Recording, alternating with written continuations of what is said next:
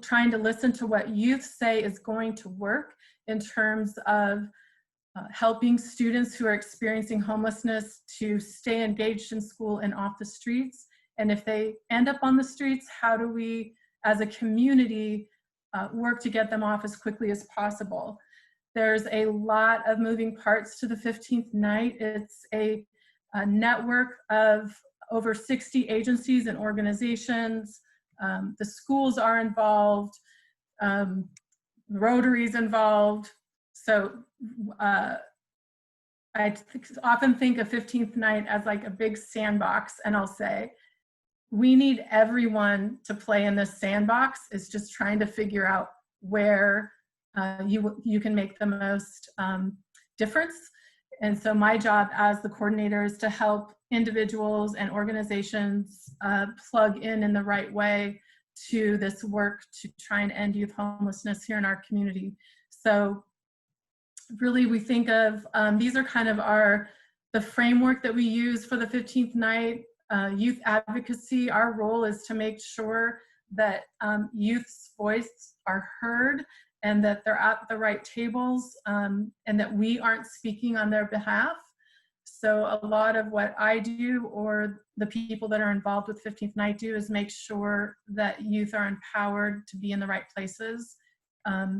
We're also looking at innovative solutions, so trying to think outside the box. Any idea is worth exploring. So a lot of the things we do have been innovative. Our job is to bust barriers. So I'm looking to find the yes. So if there's a need for an individual youth or a system change that needs to be made, our job is to find a way to the yes, or bust the barriers down. And community is very much a part of this effort. Many of you are involved with the 15th night on a personal, and the club is also. So community engagement is key to the success of the 15th night. And then the coordination of the network of service providers and stakeholders and partners. So there's a lot of effort put into coordinating that network. One of the first, when we talk about innovative solutions, this is the Rapid Access Network. This was the very first solution that came out of really listening to our Youth Action Council and other youth who had experienced homelessness, as well as the schools and the service providers and our public safety officers. So really listening to what resources and services, had a student known about them, may have helped them stay engaged in school and not end up on the street. And if a student ended up on the street, what resources and services, had you known about them, may have helped you get off the street more quickly. And that's really how the network of partner agencies was developed, is really understanding what those resources and service needs were or are, and then building the network of agencies to be able to respond to those needs. The RAN is a web-based technology that was developed by our local IT community. And basically the way it works is a student or a youth communicates that they have a need to an advocate. So an advocate is typically someone from a school staff member, a public safety officer. It could be a service provider out in the community during the summer, and on the weekends, a lot of times it's like librarians downtown before COVID. So the youth is communicating a need to what we call an advocate, and the advocate then logs into the RAN and sends an alert, a request for help, into this network of partner agencies. And the partner agencies then respond back to the advocate, and then the advocate connects that specific resource or service to the youth. This all happens in real time via a text message and email. So it happens really quickly. And for the partner agencies over here, if the alert went out for shoes and mental health services, only the partners that have shoes or provide mental health services receive that alert. So if you do job training or help with food stamp applications, you're not going to get the alert. So it's it's a pretty slick system. We launched it in 2016, and we've probably had over 1,000 alerts go out in what we call the community RAN. Once we had the RAN developed, we started our school model, and we work with 4J Bethel, Springfield's public schools, and we're headed into Southtwowne, so the Cottage Grove area. And it takes kind of this idea of this framework, and it scales it down to inside of a school. We use the same technology, but specific to a school. So in this case, you have any student who needs anything for any reason communicates that to any staff person. It could be the janitor, it could be the football coach, it could be the cook in the kitchen, it could be the McKinney-Vento liaison. It doesn't matter. We train all the staff in the school. So if a youth has a need, they communicate that to the staff, and they send an alert out trying to connect the student to resources and services that are already inside their school building. And there's many of them. And if we can't take care of it here, then we move it up into what we call the community RAN. So we would take it out of the school's system, and we would move it up to the community RAN to see if we can help that student. So this launched with South Eugene High School, was our first school, and Southtwowne Rotary was there with us on day one when we went into South Eugene High School, and you have been with us there ever since. So here at South Eugene High School, and this is true now of Willamette and Sheldon, is these three schools, one of the needs was food. Not surprising, since we're all dealing with it on a bigger scale during COVID.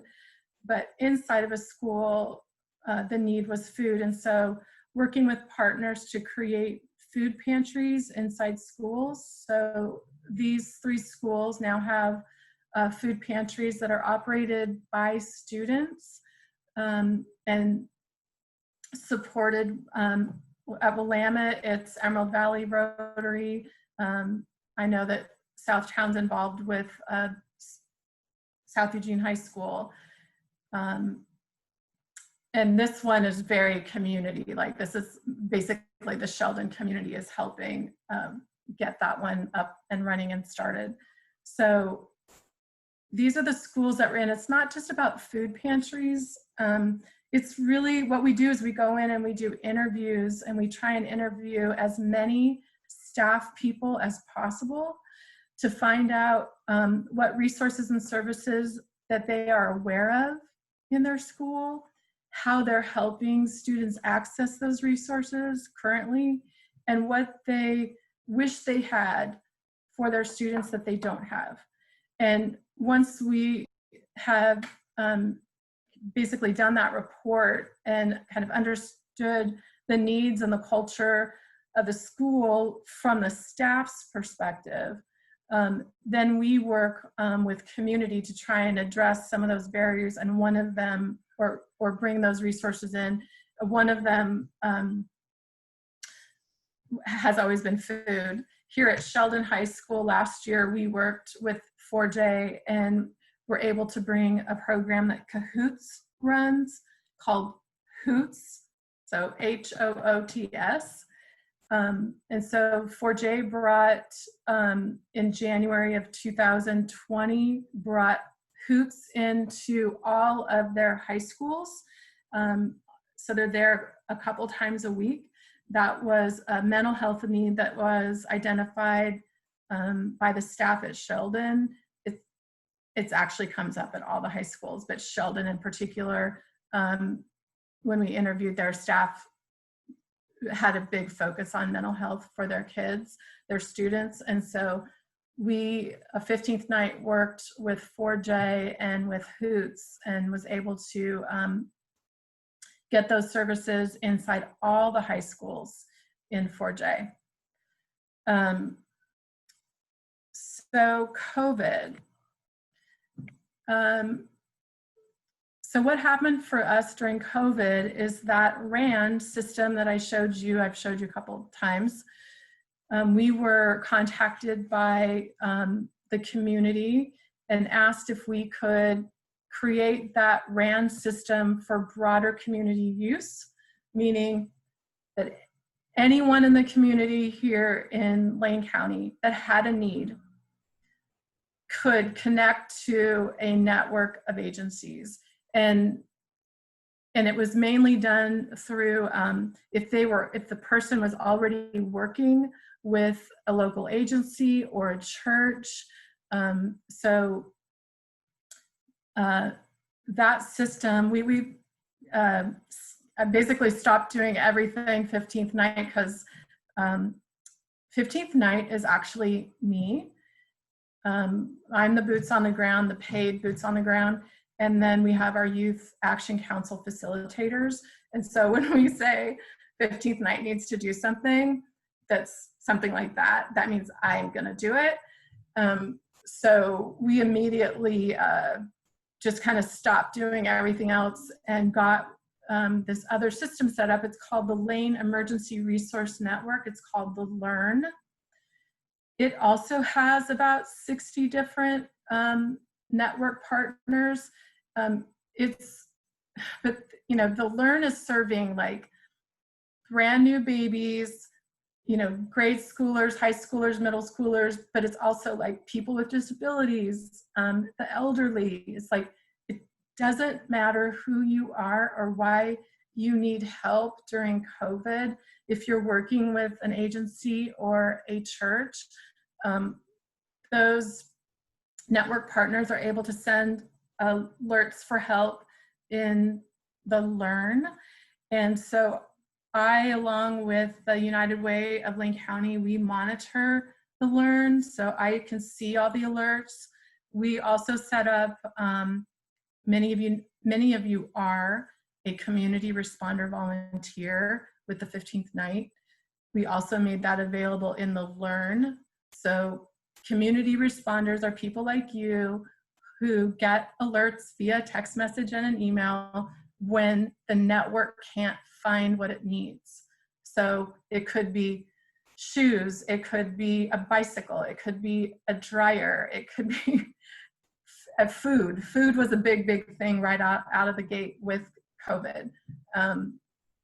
So we run the LEARNs the exact same way that we do the RAN, is that we monitor the alerts, and then we also activate our community responders if there's something that the network can't fill.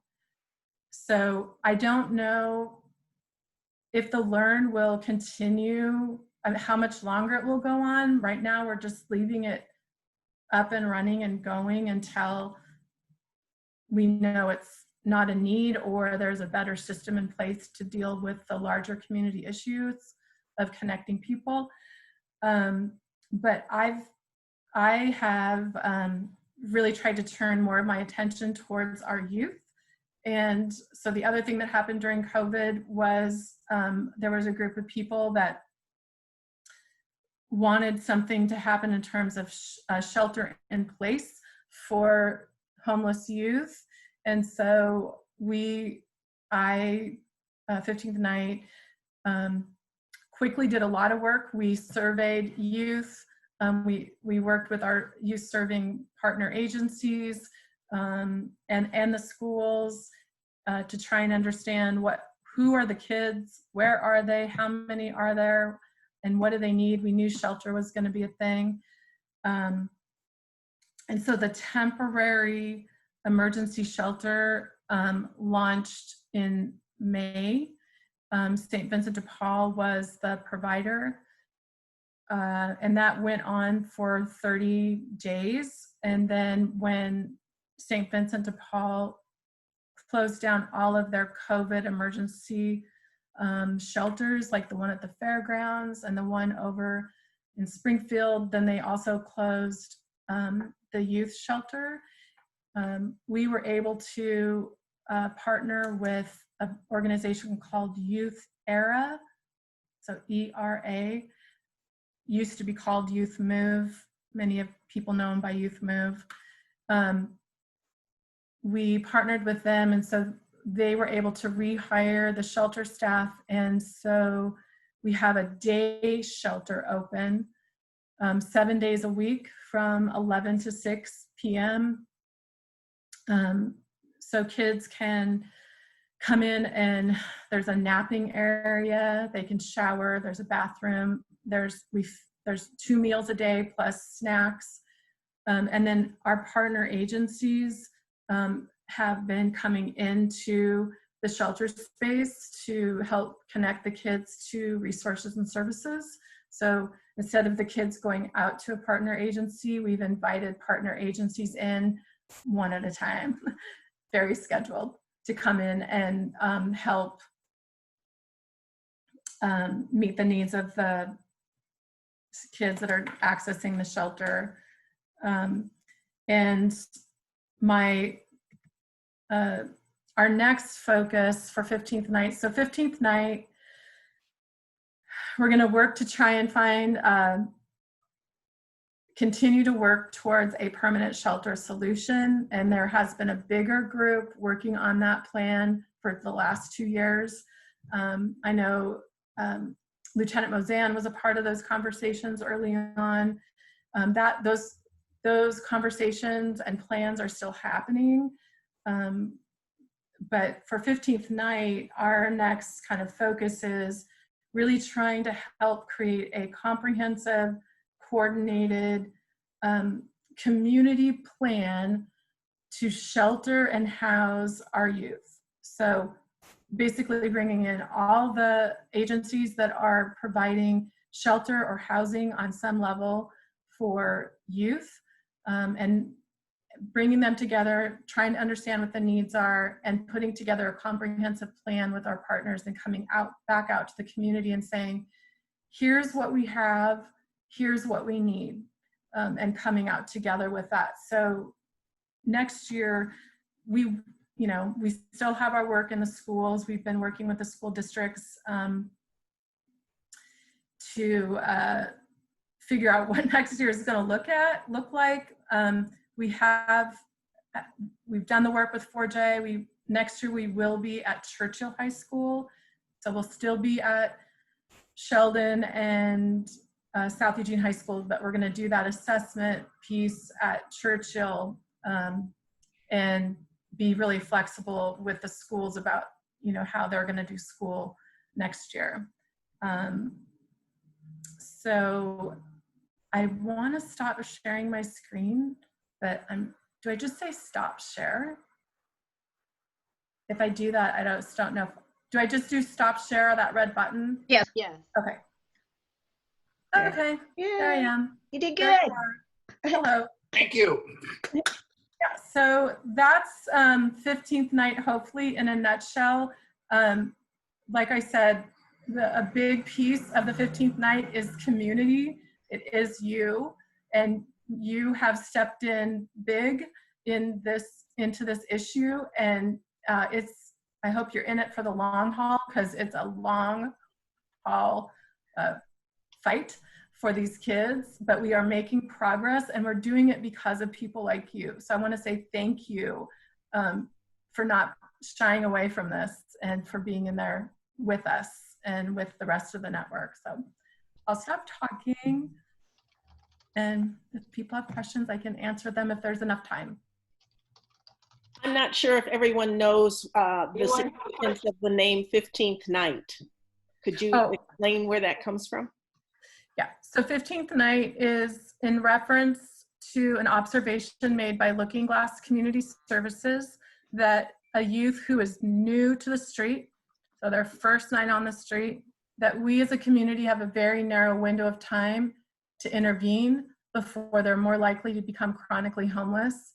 And that is 14 nights, 14 days. And John Reese, our then city manager of Eugene, he's the one that really started the 15th night. Hang on a second. Heard that. He said, we have to Yeah, I'm in a meeting. So, okay, I'll call you back, okay? All right. We have to create a community where we would say no youth would ever have to choose to spend a 15th night on the street. So that's how the name 15th night came to be. Any other questions? Yeah, I have one more. Do you have current stats, Megan, on just how many kids are unaccompanied on the streets right now? The stats I've seen are pretty old at this point. Well, so the students who are experiencing homelessness in schools, we won't get those, schools are just finishing up their school year, so we won't get those numbers until the fall. They come out in the fall. We're estimating that they're probably still between those three main school districts, about 500 unaccompanied students between Bethel, 4J, Springfield. We know that when we did the survey during COVID with our network partners, we were able to identify about 50 unaccompanied, or not unaccompanied, but 50 youth who were homeless actually somewhere downtown in that vicinity. And are those the kids who are primarily using the day shelter? Yes. Yeah, we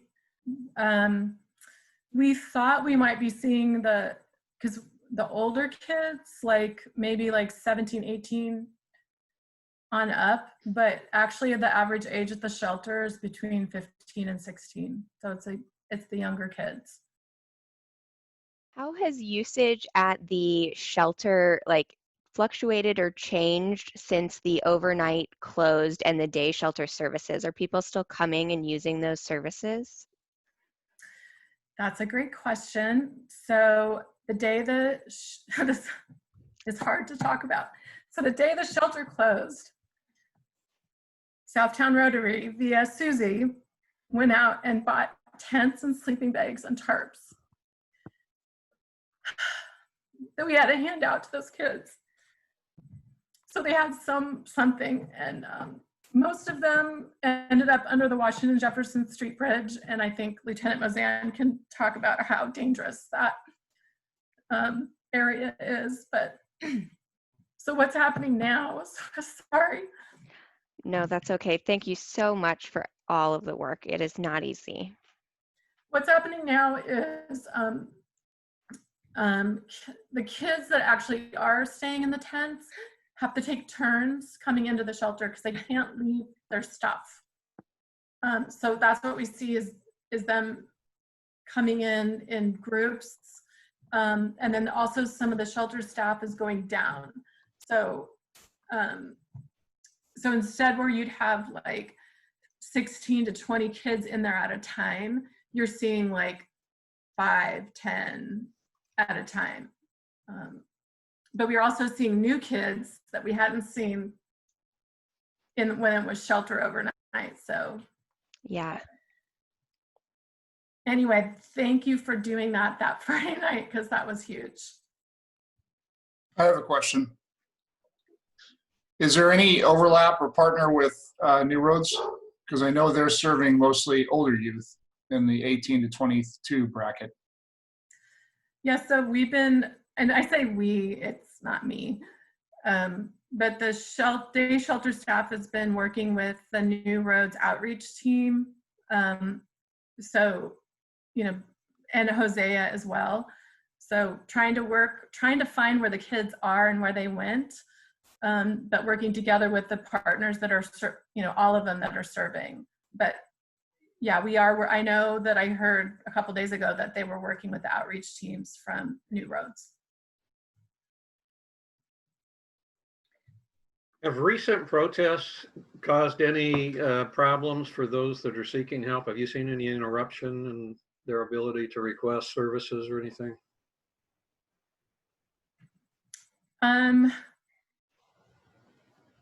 No, in terms of access to resources or services that we've seen at the shelter. Yeah,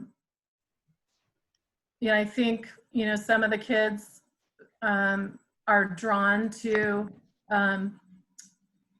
participating in the protests. And so, one of the things I know the shelter staff is trying to do is make sure that they have masks and that they can be positive supporters of the protest, and not, if that's what they're choosing to do, and not part of the group that's causing trouble by rioting. So, but there was a handful of kids that did participate in the protests.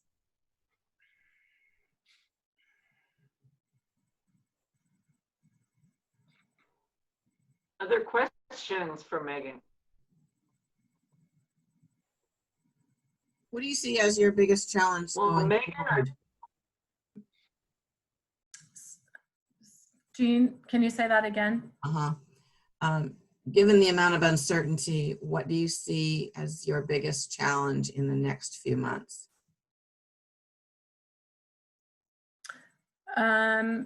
Keeping the shelter open. I haven't given up on the night shelter piece yet. So I'm not gonna throw in the towel on that one yet. I think going into the school year, I think we lost a lot of our unaccompanieds. I think they went missing. And I'm waiting to get the data back from the schools about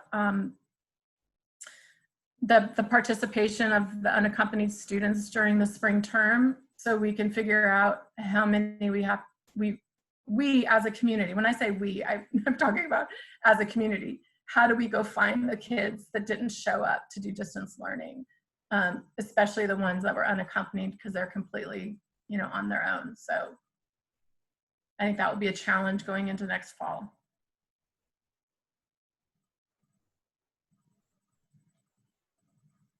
Do you see us being able to play any particular kind of role going forward, at least for the next couple of months? Or looking beyond the next couple of months either? Well, I think that many of you are already community responders in either the LEARN or the RAN. That's really important in order to be able to meet the unmet needs that our community members and youth have.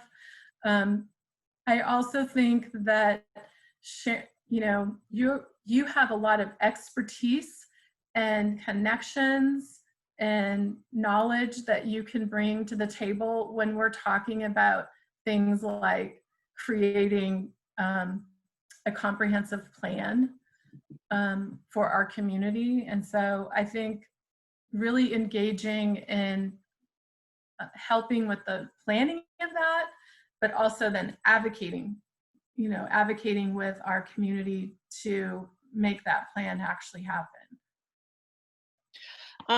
Doug Carnine, who started the kindness campaign, talked to us a couple weeks ago, and he was talking about meeting with a number of community leaders who are, my understanding is they are now planning to meet on a regular basis addressing this. And I'm wondering if you're part of that group as well. And if not, I think you should be. Addressing youth homelessness, or? No, it's homelessness in general, but youth homelessness is obviously a significant element there. Yeah. Right.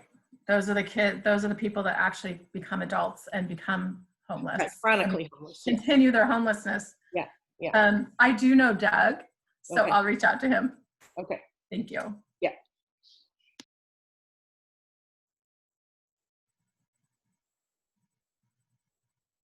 Other questions?